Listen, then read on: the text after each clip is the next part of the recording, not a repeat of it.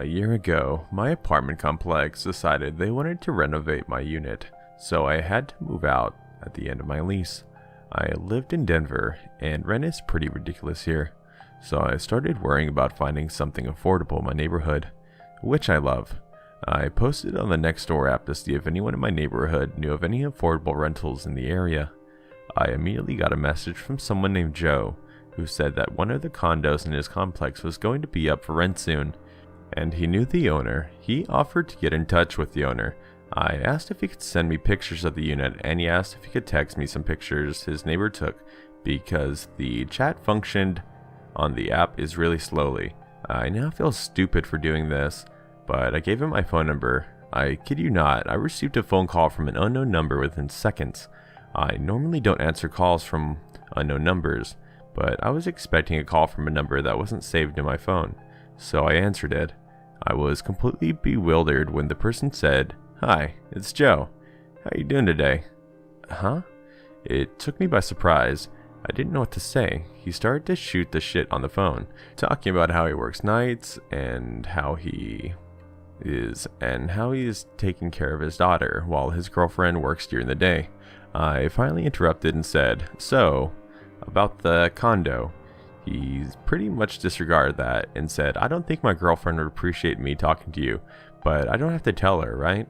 I said I have to go and immediately hung up the phone. As soon as I did, he started texting me. It was really bizarre and alarming to me. I blocked his number, and moments later he found me on Facebook and sent me a friend request. I'm 32 years old, but it was so disturbing to me that I called my parents to tell them about it and how unnerved it made me. And the worst part is that on NETGHBOR, even if your exact address isn't listed, your complex is. I was pretty certain that I didn't have my address visible in my profile, but I checked and sure enough, my address and unit number were public. Unable to contact me any other way, he started messaging me again on NETGHBOR, asking if I wanted to go on a walk with him. You can't block or report people on the app, so I deleted it. One night a month or so later, I had a knock on my door around 10 on the weeknight. I looked out the peephole, but couldn't get a good enough look at the person. He had his head down slightly. Either way, I don't answer the door for anyone I'm not expecting, especially not a random guy at 10 at night. Feeling panicked, I called my neighbor across the hall. She's an older woman, and we look out for each other since we both live alone. I asked her if it looked like he was a delivery guy at the wrong door. She opened her door to get a look at the guy. That spooked him because he literally ran away. I have no idea if this was the NETGHBOR guy or not, but my gut tells me it was. This was a big wake-up call. I always felt like I practiced good online safety, but I don't even know my address was visible on NETGHBOR. I'll never be casual or lazy about privacy settings like that again. And another, when I was 18, I was still living at home and started dating a guy who was 20 and lived with roommates. I broke up with him after a few months when I learned he was getting into cocaine.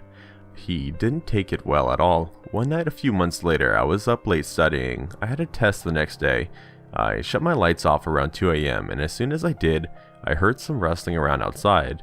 Next thing I know, there's a knock on my bedroom window. Startled and having no idea who was outside, I yelled for my dad. This story is funny more than it is scary, but my dad then comes running into my room in his underwear with a baseball bat. His hair is all messed up. He yelled, "Who is it?" And the person said, "It's Josh, sir." My dad responded, "You aren't dating anymore. Go home, Romeo." Then Josh yells, "I just want to talk to you. Please come with me." My dad threatened to kick his ass, so he took off. I looked at the window and saw he had sped off in a car with a couple of his friends. I have no idea what his plan was, but he wanted me to go with him. Couldn't have entirely been innocent, but you know that gut feeling when you get it. Let's not meet again. Heyo. This story happened to me when I was 17 to 18. It was really awful time for me, which will soon become clear why. I still feel very shaken and unsafe from the ordeal, especially considering what has happened recently. Anyway, enough rambling, let's get on with the story. Back when I was 17, I took a course in college. I'm from the UK, so it's not university, just higher education. I met George quite early on during my course, but he was taking a different one, so we only rarely saw each other during breaks, etc. He seemed okay to begin with, nothing out of the ordinary, and we very quickly ended up in a relationship. Now, just for context, this was my second ever relationship, so I was very naive. I didn't really know what was normal and what wasn't, so please excuse my innocent ass.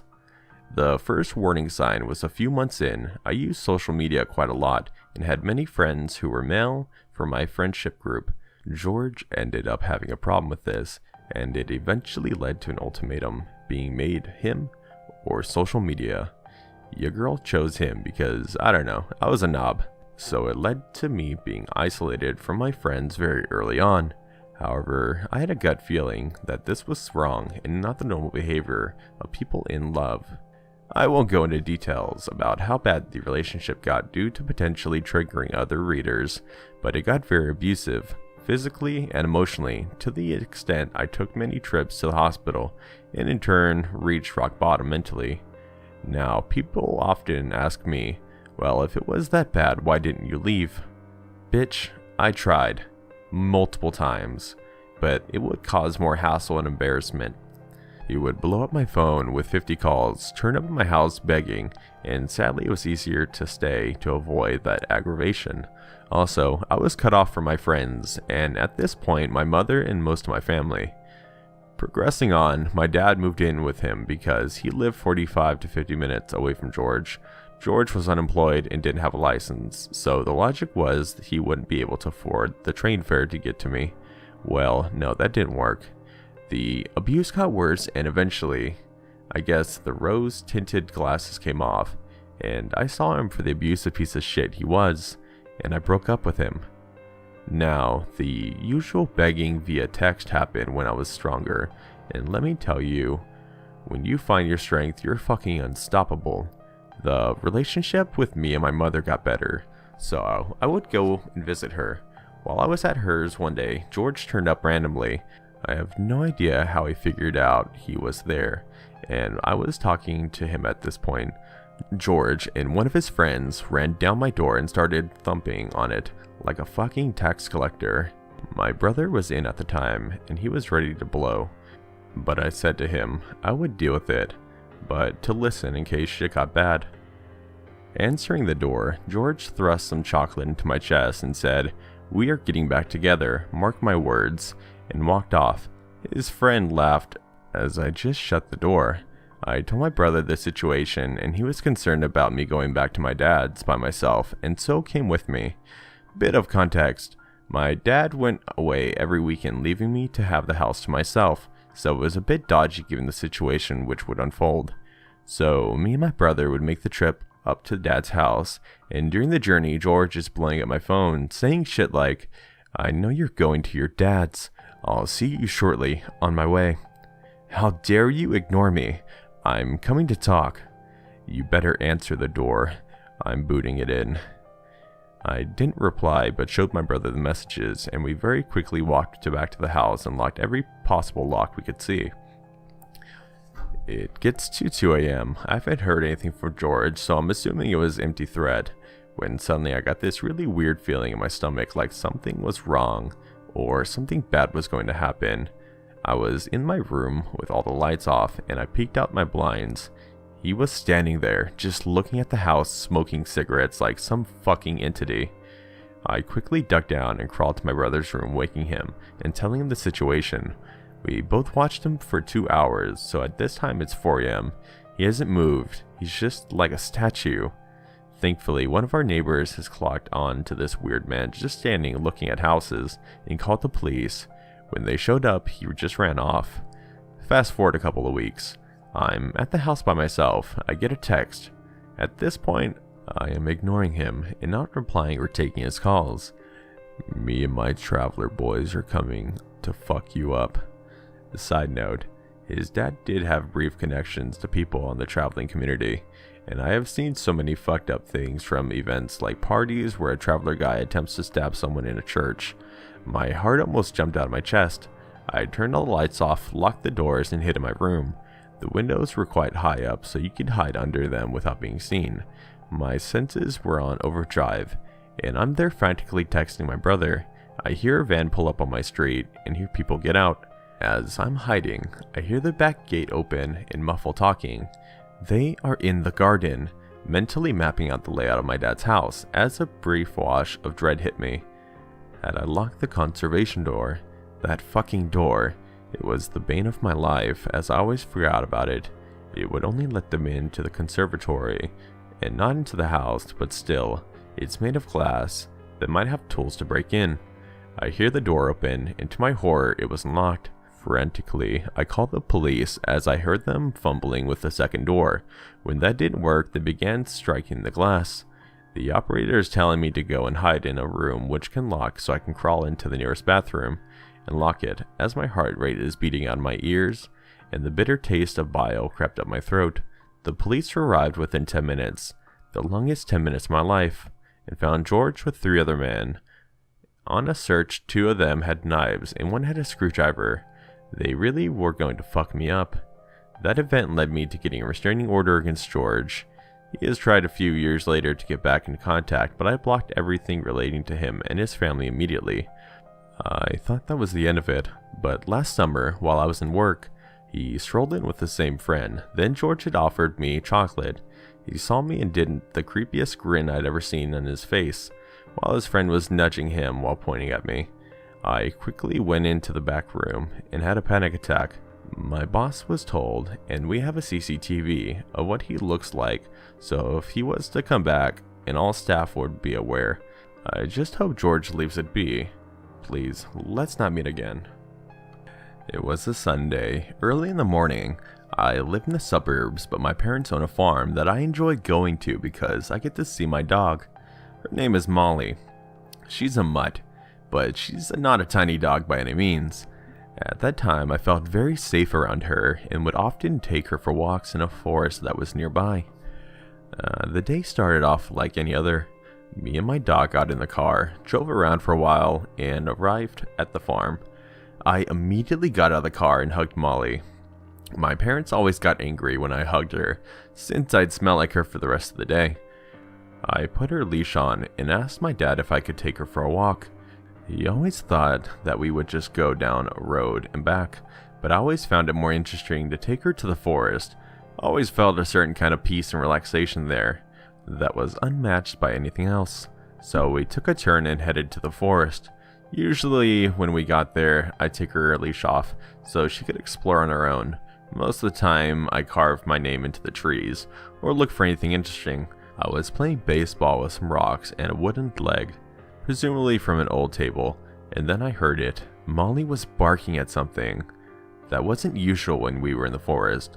I thought it was a fox or some other kind of animal, so I quickly grabbed the wooden leg like a weapon. I knew that if it was a fox, I wouldn't attack it, but I had some sense of security while I was holding it. I called out, "Molly! Molly!" But she just kept barking. This was very strange for me since she always came to me when I called for her. I followed the sound of her barks and stumbled across a scene I'll never forget. There was a man, probably in his late 50s, half naked, carrying a large machete in one hand and holding moonshine in the other. This was the first time I stumbled across someone in the woods, let alone someone half naked carrying a big-ass machete. He was completely ignoring Molly and hacking away at the ground for some reason. I didn't really know how to handle the situation. Even now, I have no idea how I would handle it. "Sir, are you okay?" I asked in confusion. I don't think I understood the seriousness of the situation at the time. He turned around, revealing his face. He had some of the clearest blue eyes I have ever seen to this day. I could see them so well because they were open wide. "Come here, boy. Look what I've dug up." I was afraid if I didn't listen to him, he would start chasing after me, and that was something I wanted to avoid at all costs. I got closer, but kept a good distance. I didn't see anything, except for an empty hole.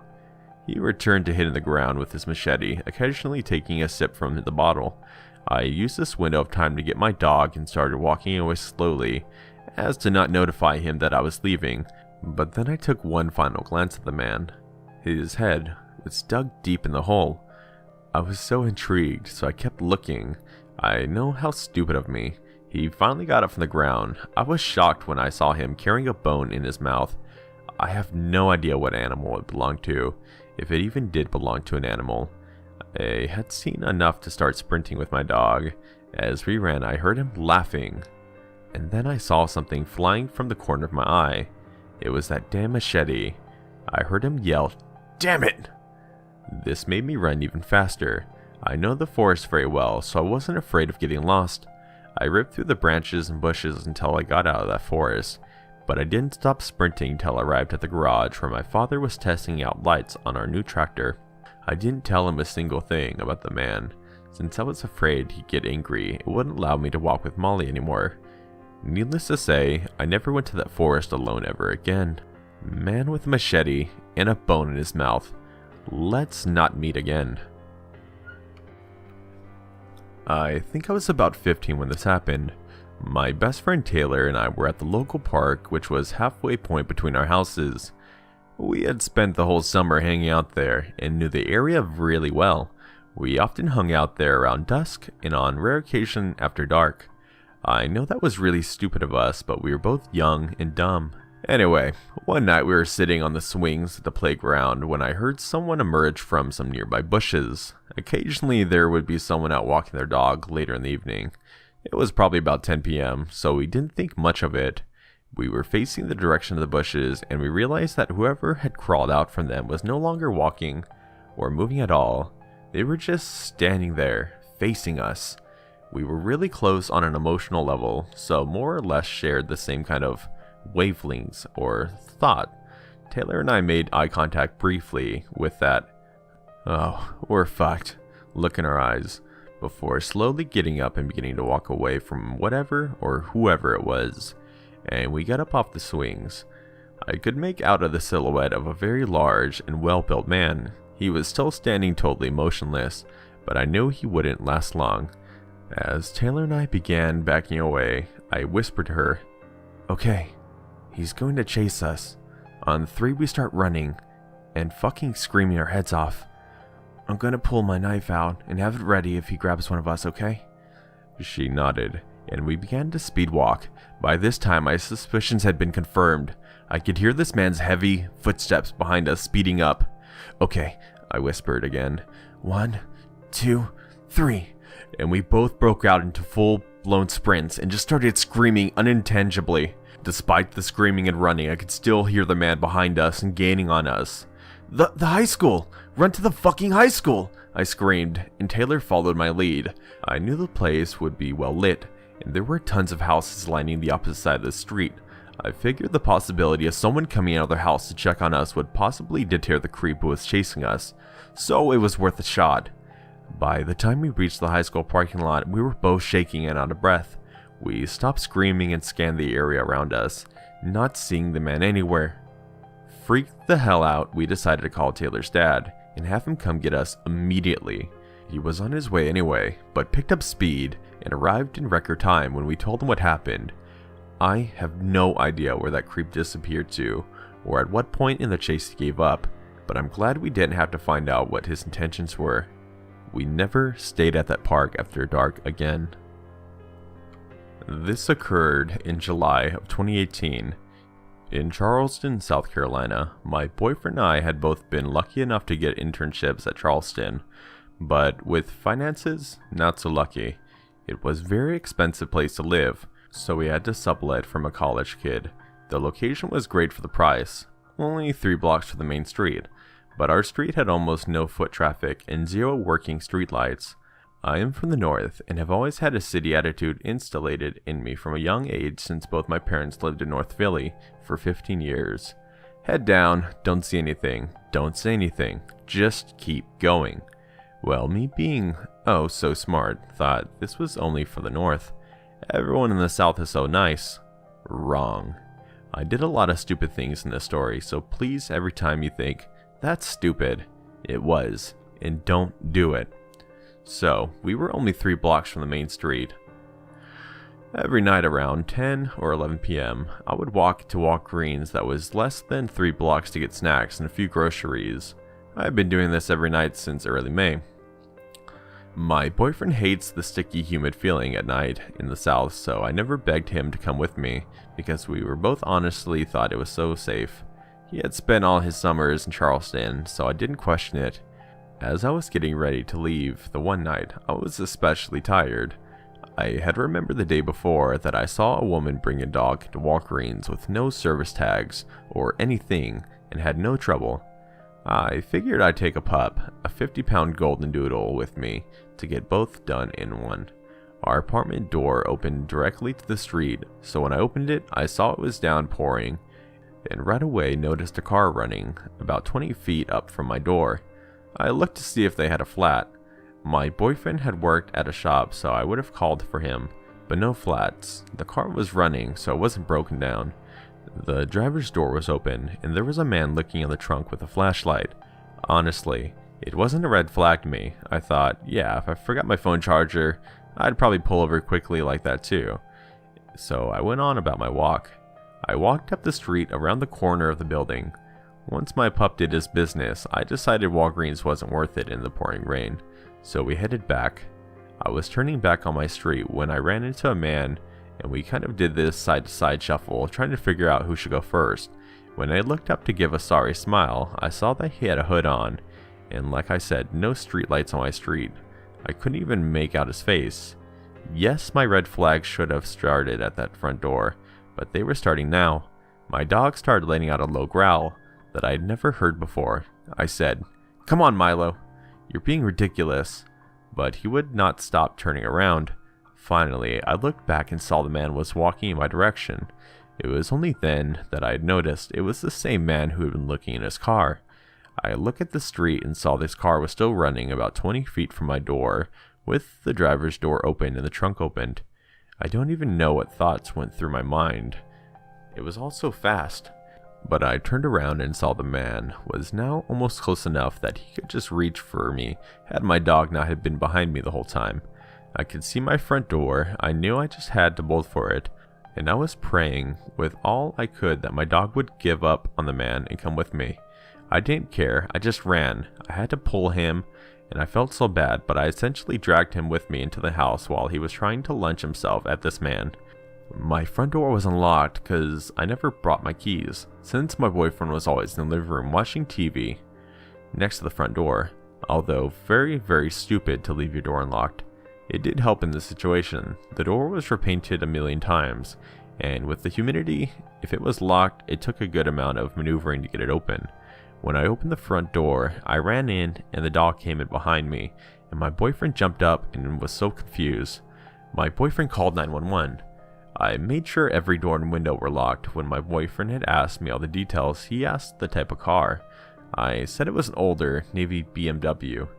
Once we thought about it, we realized we saw that car so frequently in front of our apartment. But 1, it's a touristy area, so people park everywhere, and 2, we didn't know anyone there. It could have been a neighbor.